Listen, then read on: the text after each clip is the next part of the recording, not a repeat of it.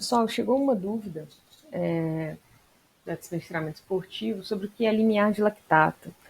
Bom, possivelmente eu tenha comentado alguma coisa sobre, né, o limiar em uma das aulas aí da unidade 1, apesar de que não era o foco, não era o tema, mas eu posso ter comentado, né, usado de exemplo em algum momento. É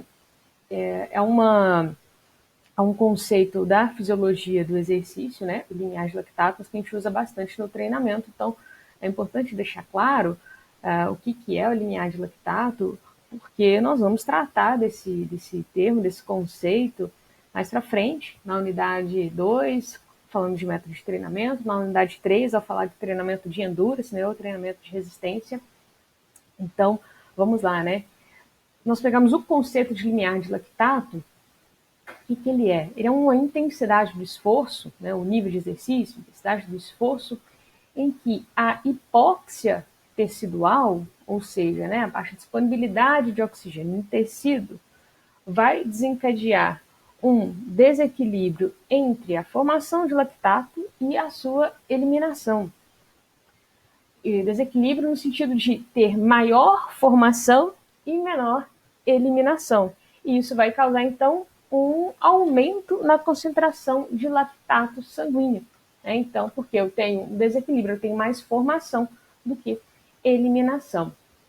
O ponto, né, essa intensidade do limiar de lactato é, digamos que a máxima intensidade que o sujeito consegue manter sem que haja o acúmulo do lactato. Mas nessa intensidade ele já tem uma concentração de lactato sanguínea maior do que as concentrações basais de lactato. Sim, basal porque, né, todos nós, em todo momento do nosso dia, nós temos uma concentração de lactato no sangue, mesmo que seja bem baixa, tá? Mas o tempo inteiro nós temos os três metabolismos funcionando, né? O anaeróbio alático, o anaeróbio lático, o aeróbio, e, portanto, nós temos ali um pouco de lactato sanguíneo, mesmo estando em repouso, mesmo estando dormindo, tá? Relacionado à limiar de lactato, nós temos outros conceitos, né, vários outros, aqui tem alguns, né, limiar aeróbio, início da acúmulo de lactato no sangue, eficiência ventilatória ótima, né, e alguns outros conceitos que são associados ao limiar de lactato. Agora, como o ponto de referência, o parâmetro de referência é o lactato sanguíneo, a gente usa mais o termo limiar de lactato. O limiar anaeróbio, como está apontado aqui também, que aconteceria no mesmo momento em que o limiar de lactato, ele é um termo também bastante comum, tá? Também refere-se ao limiar de lactato. Só que, como eu disse, como o parâmetro de medida é o lactato e não o metabolismo anaeróbio, a gente usa, a literatura julga mais adequado usar o termo limiar de lactato do que o limiar anaeróbio, apesar de que, em termos práticos, a gente pode usar, sem problema, limiar anaeróbio. O importante é saber o que eu quero dizer com esse ponto de transição. A gente está falando aqui do ponto imediatamente antes do momento em que começa a haver acúmulo de lactato no sangue, e isso é extremamente importante para o desempenho, porque se eu tenho uma intensidade de esforço em que eu consigo remover lactato sem deixar acumulá-lo, quer dizer que eu consigo manter essa intensidade por longa duração. Agora, se eu ultrapasso esse ponto de transição fisiológica, se eu ultrapasso, portanto, o limiar de lactato, eu começo a ter um acúmulo, né, um acúmulo de lactato no sangue, e isso vai antecipar alguns mecanismos de fadiga e não vai me permitir continuar realizando o esforço por uma longa duração. Nesse gráfico aqui, a gente tem ilustrado o que seria o ponto do limiar de lactato. É só uma ilustração, não quer dizer que acontece exatamente nesse ponto, com esse valor de consumo de oxigênio, com essa ventilação minuto, né, e com essa concentração de lactato no sangue. É uma ilustração para a gente entender uma relação aqui entre alguns conceitos. Então, aqui nós temos o ponto do limiar de lactato. Nós podemos observar que a concentração de lactato, a concentração está aqui nesse eixo à direita. Nós observamos que a concentração do lactato ela está acima das concentrações de lactato de repouso. Então, eu já tenho concentrações mais elevadas. Agora, a partir desse ponto, um pequeno incremento na intensidade do esforço, que está representado aqui pelo consumo de oxigênio, um pequeno incremento na intensidade do esforço vai resultar em maior produção de lactato, né? Então vai resultar em um início de acúmulo do lactato. E aí nós temos, então, o ponto do obla, que é o ponto de início do acúmulo de lactato. O nome obla é um pouco estranho, mas é porque nós não traduzimos a expressão em inglês, a gente usa, essa é a sigla da expressão em inglês e a gente não traduziu. Então, obla é onset of blood lactate accumulation. Então, é início do acúmulo de lactato sanguíneo, né? O conceito do obla, ele está associado ao valor de 4 milimol, né? Considerando que esse valor de 4 milimol é a linha basal para início do acúmulo do lactato no sangue. Então, o conceito de obla seria que o ponto de aumento do lactato imediatamente acima de uma linha basal de 4 milimol. Tá? Algumas pessoas têm o limiar de lactato já muito próximo de 4 milimol, então o limiar de lactato já estaria aí bem próximo do que é o conceito do obla. Em termos práticos também, o obla é interessante porque a gente usa um valor de referência médio aí da população em que iniciaria o acúmulo do lactato no sangue. A linha amarela, né? Eu não disse anteriormente, mas a linha amarela é a linha do lactato, como está aqui na legenda. E a linha vermelha é a linha de ventilação. Nós observamos também nesse gráfico a linha de ventilação, ela tende a aumentar aqui linearmente, né? A ventilação minuto em relação ao consumo de oxigênio, até um determinado ponto que coincide com a intensidade do limiar de lactato. E aí nós chamamos aqui de limiar ventilatório. O que acontece nesse ponto? Aqui a linha branca tracejada mostra qual seria a tendência normal do aumento da ventilação em relação ao aumento do consumo de oxigênio. Ou seja, olha, eu preciso de mais oxigênio, eu vou aumentar a minha ventilação minuto. Mas acontece nesse ponto um aumento desproporcional, né? Aumenta-se mais a ventilação minuto do que o consumo de oxigênio. E aí esse ponto, né, em que há esse desequilíbrio aqui na curva é chamado de limiar ventilatório. Então vamos lá, o conceito de limiar ventilatório é o ponto no qual a ventilação pulmonar aumenta desproporcionalmente em relação ao consumo de oxigênio. Então, eu aumento mais a ventilação do que o consumo de oxigênio. Se eu estou aumentando mais a ventilação, mais do que seria necessário de oxigênio, então, não necessariamente esse aumento na ventilação está relacionado ao aumento de demanda de oxigênio, de utilização de oxigênio no nível celular.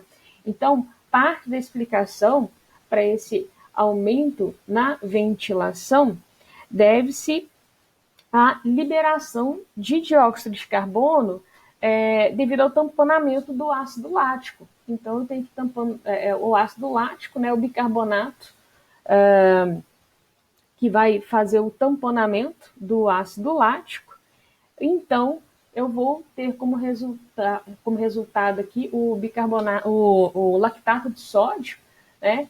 E vai sobrar aqui uma formação de H2CO3 que vai dissociar em água e dióxido de carbono.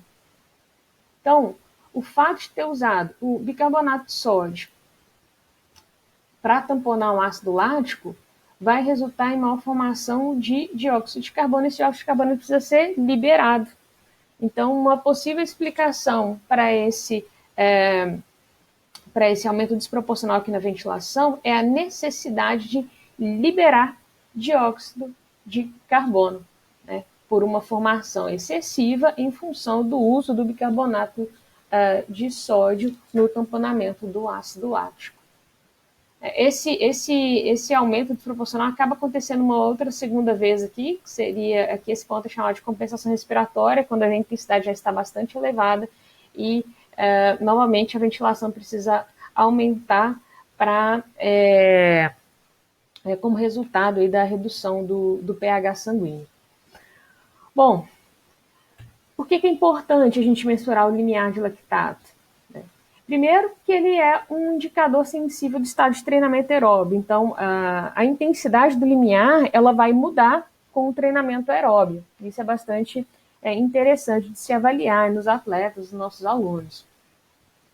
ele é um melhor preditor de desempenho do que o VO2 máximo. Então, eu posso ter indivíduos com um VO2 máximo similar e eles não terem resultados de endurance, desempenho de endurance similares, né? Porque um vai ter, por exemplo, um limiar a 90% do VO2 e o outro a 80% do VO2. Então, aquele que vai ter o limiar a 90% do VO2 máximo, provavelmente vai ter um desempenho de endurance maior do que o indivíduo que vai ter o limiar de lactato num percentual mais baixo do consumo máximo de oxigênio. Então, é mais preciso estimar o desempenho de endurance de uma pessoa a partir do seu limiar de lactato do que a partir do seu VO2. E, por fim, para a utilização na prática, na prescrição do treinamento e no controle da carga de treinamento durante o treino, né, ele estabelece uma intensidade efetiva de treinamento que vai estar relacionada à dinâmica metabólica, né, aeróbica. Então, o que isso quer dizer? Olha, eu tenho ali o valor, né? Qual que é a intensidade do limiar de lactato do indivíduo, seja velocidade ou em frequência cardíaca, a partir do conhecimento desse valor, desse indicador, seja fisiológico ou mecânico, né? Seja a frequência cardíaca ou a velocidade, a partir daí eu consigo prescrever de uma maneira mais precisa o treino para esse indivíduo. Então, se eu quero promover um treino de longa duração, o treino tem que estar no máximo na intensidade limiar.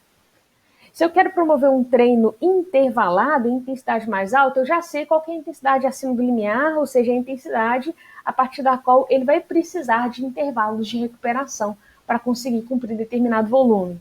Por isso o treino intervalado. Então, para a aplicação de treinamento de endurance, o limiar de lactato é muito útil. E aí nós temos vários testes disponíveis na literatura, então vocês conseguem encontrar em livros, na internet, no YouTube, diferentes testes para predizer qual que é a intensidade limiar de lactato. Muito interessante para quem vai atuar na prática com o treinamento. E só para finalizar, eu trouxe aqui um gráfico que está mostrando aqui o percentual do VO2 máximo em que acontece o limiar de lactato em sujeitos não treinados, linha amarela, e em sujeitos treinados, linha vermelha. O que nós observamos, né, de tendência aqui com o treinamento? Que os indivíduos treinados, eles têm o limiar de lactato mais próximo do seu VO2 máximo. Então, nesse caso aqui, ó, aconteceu 75% do VO2 máximo. Esse outro, né, no gráfico dos sujeitos não treinados, nós temos aqui o limiar acontecendo a 50% do consumo máximo de oxigênio. E ainda, nós observamos aqui o limiar em valores relativamente diferentes aqui de concentração de lactato sanguíneo. Então, o sujeito treinado, ele tolera um pouco mais de lactato no sangue do que o sujeito destreinado. Então, só para vocês terem uma ideia, em termos de aplicação prática mesmo, a gente vê que o sujeito mais treinado, ele vai suportar uma intensidade de esforço para manter continuamente, sem acúmulo de lactato, mais próximo do seu máximo do que um indivíduo destreinado. Então, e é isso aí, pessoal.